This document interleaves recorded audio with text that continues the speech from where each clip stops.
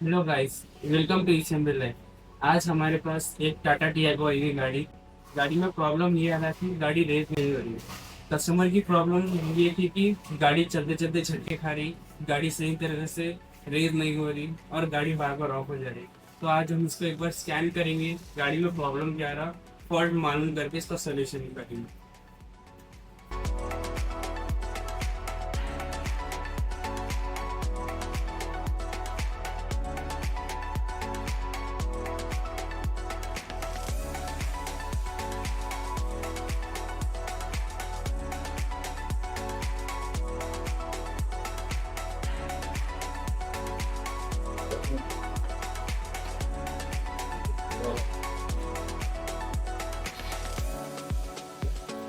सही बात। तो कभी भी जनरली ईसीएम ओपन करने से पहले गाड़ी में बैटरी निकालना ज़रूरी है। अगर बैटरी नहीं निकाले तो आपका ईसीएम उड़ने के चांसेस 99% होते हैं। तो हम इसका बैटरी टर्मिनल रिमूव करते हैं और इसका ईसीएम का लोकेशन हमारी बैटरी के बाजू पे रहेगा। इसको हम ओपन कर लेते हैं अभी।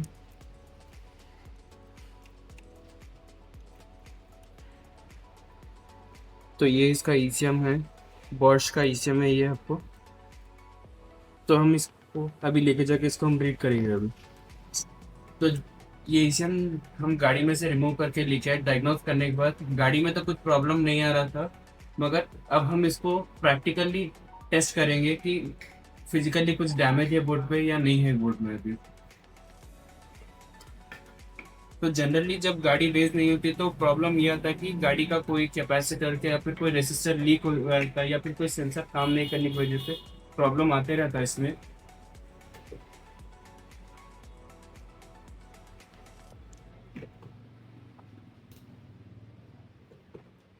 तो अब हम मल्टीमीटर को कंटिन्यूटी मोड पे ला कर रख जाएंगे।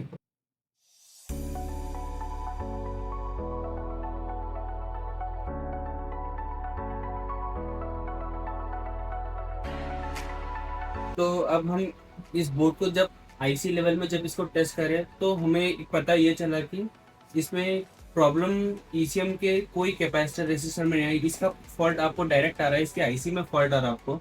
तो हम क्या करेंगे, इसको दूसरे ईसीएम में इसका डेटा रीमैप करके हम उसको स्टेप बाय स्टेप इसका प्रोसीजर कैसा है देखेंगे इसका। तो पहले स्टेप में हम ये मालूम करेंगे कि ये जो ईसीएम है इसके पिन आउट्स किस तरीके के रहते हैं, क्योंकि जनरली टीसी ये जो प्रोसेसर है ट्राइकोर का TC1724 का प्रोसेसर है।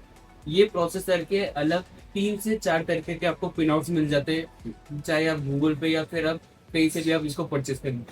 तो जनरेट करने के बाद हमें प्रॉब्लम ये मालूम हुआ कि इसका जो प्रॉब्लम है ये अपने इसके प्रोसेसर में फॉल्ट है इसके।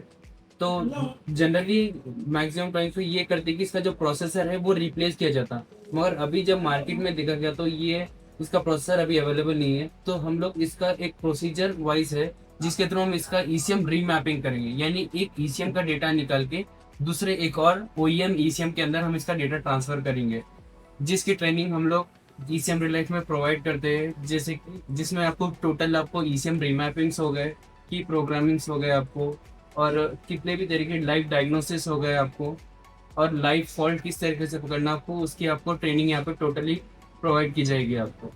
तो कमिंग टू द पॉइंट, तो हम क्या कर रहे हैं वो तो पहले फर्स्ट प्रोसीजर ये है कि इसका ईसीएम रीड करना। तो ईसीएम रीड करने से पहले डीजल और पेट्रोल वेरिएंट जो टियागो के हैं इसमें आपको ईसीएम डिफरेंट डिफरेंट टाइप्स के आते हैं। जैसा कि डीजल में आ गए तो आपको बॉर्श के 0 to 81 सीरीज स्टार्ट हो जाते हैं, और अगर आप पेट्रोल में आ गए तो आपको 0 to 61 सीरीज स्टार्ट हो जाते हैं। तो ये 0 to 61 सीरीज का आपको ईसीएम का पार्ट नंबर दिख सकता। तो इसके अंदर प्रोसेसर आ रहा है TC1724, ये ट्राइकोर का प्रोसेसर है। तो इसका स्टेप वन जो हम इसको इस तरीके से हम इसको रीड करते, तो पहले हमें इसके पिन आउट्स जरूरी है होना। ये पिन आउट्स आपको बॉश कंपनी से ओईएम पिन आउट जो मिलते हैं, जो जनरली हमारी ट्रेनिंग सेंटर में आपको ट्रेनिंग के साथ साथ स्टूडेंट को प्रोवाइड किए जाते हैं। तो पहले हम ये पिन आउट्स पे आते हैं। तो ये पिन आउट्स हमारे पास पहले से स्टोर है ये।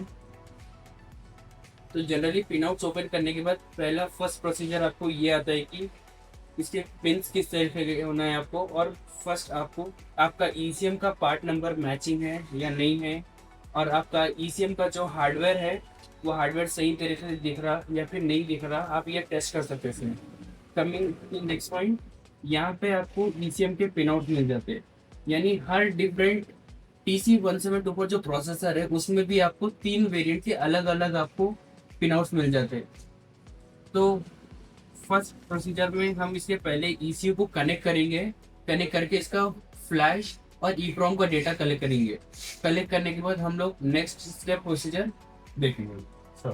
तो ये हमारे ECU के पिन आउट्स है जो हम अब इस ECM को रीड करने के लिए यूज करते हैं। ये जनरली बॉश के OEM यानी ओरिजिनल इक्विपमेंट मैन्युफैक्चरिंग के जो पिन आउट्स या फिर जो उनके जो मटेरियल्स है ये उसके फाइल्स रहते हैं ये आपको, जिसमें हम आपको ये मालूम होता कि जो आप फाइल्स यूज कर रहे हैं या फिर जो जिस चीज से आप फॉल्ट निकाल रहे हैं वो सॉफ्टवेयर या फिर वो फाइल्स वो पिन आउट्स वो करेक्ट है या फिर आपको नहीं है, इस तरीके से आपको मालूम हो जाता है आपको।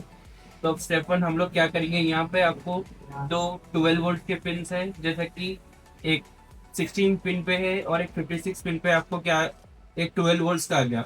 उसके बाद नेक्स्ट आपको पिन नंबर 32 पे कैन हाई आ गया और पिन नंबर 44 पे कैन लो है आपको, और फिर इसके पिन नंबर 53 पे हमें ग्राउंड आ रहा है।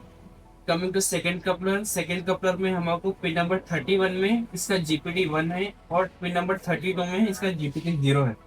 तब इस प्रोसीजर के हिसाब से हम इसके पिन आउट्स इसको कनेक्ट कर देंगे हम लोग अभी।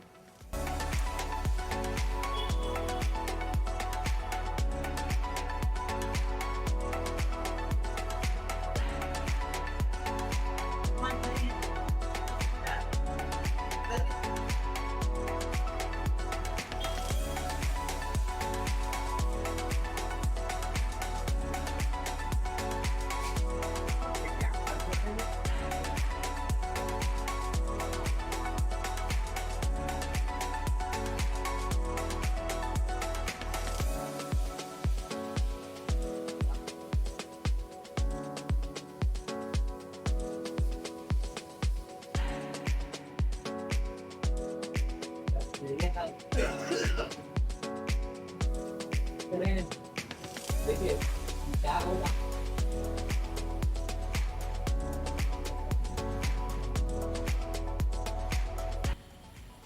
तो ये हमारे ECM के पिन आउट्स कनेक्ट हो गए। जिस तरीके से आपको फाइल प्रोवाइड करे, फाइल में जिस तरीके से आपको जो पिन पे आपको ग्राउंड आना है, आपको रेफरेंस आना है, उस तरीके से हम कनेक्ट कर दिए। अब हम जो टूल ECM रीड करने के लिए यूज कर रहे हैं वो है PCM टूल।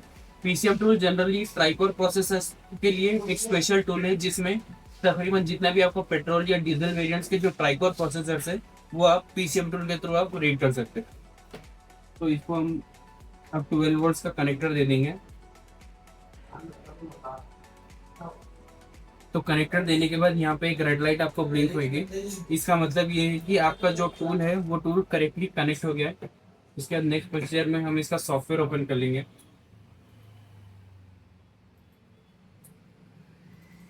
ये PCM टूल का आपको सॉफ्टवेयर मिल जाएगा आपको।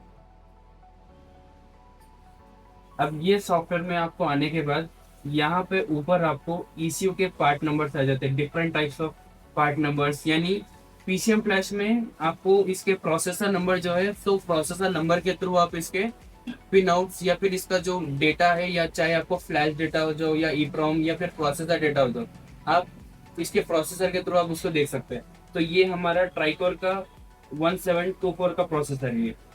तो हम यहाँ आ जाएंगे। ओके, ट्राइकोर का यहाँ पे आप देख सकते हैं कि इसमें ट्राइकोर TC174 ट्राइकोर प्रोसेसर है ये। नेक्स्ट स्टेप हम इसको आइडेंटिफिकेशन पे कर लेंगे। PCM फ्लैश की एक खासियत ये है कि जब भी आप ECM रीड कर रहे हैं तो आपको एक आइडेंटिफिकेशन स्टेप देता है, फर्स्ट स्टेप जो है इसका। तो इससे ये मालूम होता है कि जो आप पिन आउट्स कनेक्ट कर रहे हैं या फिर आपका जो प्रोसीजर है वो करेक्ट है या फिर नहीं है, ये आपको करेक्टली ये इंटीमेट कर देता है आपको। तो यहाँ हम इसको आइडेंटिफिकेशन दे देंगे।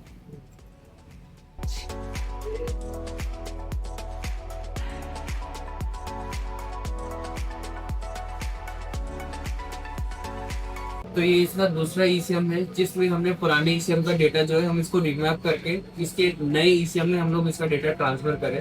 तो हम इसको कनेक्ट करके देखेंगे कि गाड़ी में अब क्या फॉल्ट बन रहा है, गाड़ी सही तरीके से अभी स्टार्ट हो रही है नहीं हो रही है, मुझे एक बार चेक करो।